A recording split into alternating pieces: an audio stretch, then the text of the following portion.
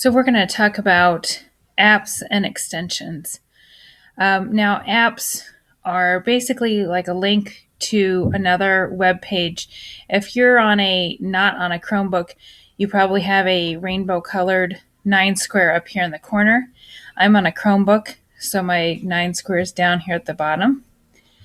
And what this is a menu of all the apps that I have downloaded, and you see how they're organized onto pages. And lots of different options. And if you want to find an app, and so some of these are shortcuts, like if I want to go right to Google Drive, Google Calendar, Maps, they're going to take me right there. So the web store, though, is kind of like a free iTunes, if you will. You're going to go in and find there's lots of different things there that they will suggest, or you can search for a particular app. So, for example, if I want something for weather, I can look at my different options. And if I choose one of these, I'll say add it. And then it will be added to my collection of apps that, again, I can find down here along my menu. Okay. So that's adding an app. Now, what's the difference between an app and an extension? An extension is kind of like a little tool, and the little tools will come up here along next to your Omnibox above your bookmarks. And so they're very handy. We're going to see how those work exactly. I've got a couple favorites. One of them would be with kids, there's this convert text to speech. Some of my kids, will look things up and not really read or not understand because they're not able to sound out the words. So what I'll do is I'll pick a website.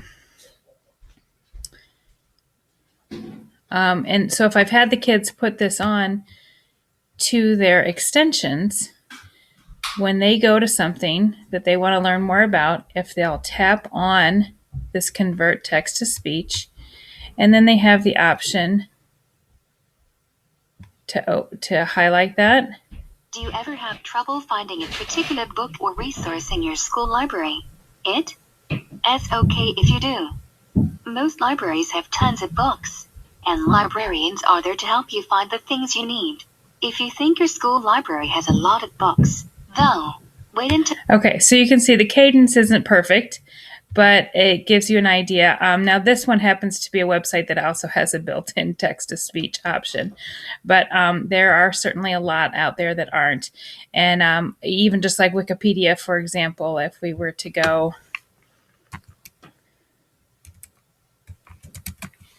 and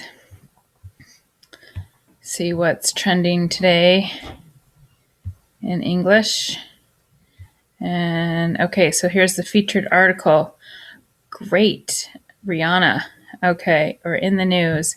So if I selected an area that I wanted read, I selected NASA's Dawn spacecraft enters orbit around the dwarf planet Ceres. The Iraqi government... Okay, so you get the idea. I will read it out to you. So that's one of my favorite extensions. Another one is, again, if the kids have come across a article, they want some information about Abraham Lincoln. Now, my students would be famous for figuring out how to just press print. And they'll get all kinds of business that they don't really need. And so this extension called PDF Friendly, or Print Friendly and PDF, if while they're on the web page they choose this extension, it will condense their article down, and they can even start to look through if something comes up that they don't really need. They can click to delete it before they print it, and therefore only printing what they absolutely need in print. Another great one is PicMonkey. PicMonkey will grab all the pictures on that screen, and then the students can pick if they want something to be able to save, edit, and use, whether it's in a report or presentation of some kind. So their picture will come in and they can do some different changes with it. Editing. Okay. Now I want to show you another one of my favorite apps to use with kids. It's called BookTrack, and this is what the app looks like. And let's see here. So we need to log in. I made a free teacher account.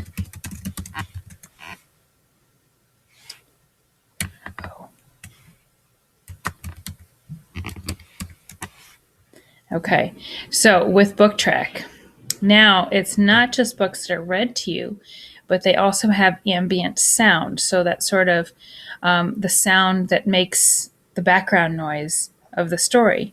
So like, for example, if we chose Wizard of Oz and we wanted to read it now, I can get an idea for, what's going on, but the kids can go in here.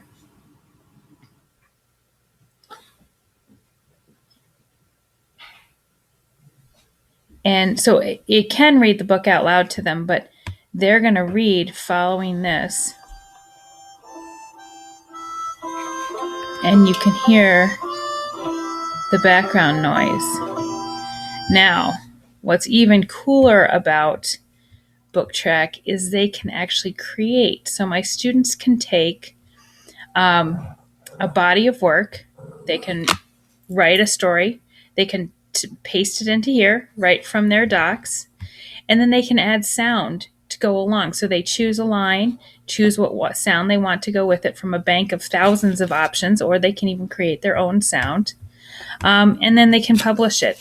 And so it's a really great way for them to bring their writing and creative touches to life using, again, that was BookTrack. And you'll find that in your web store.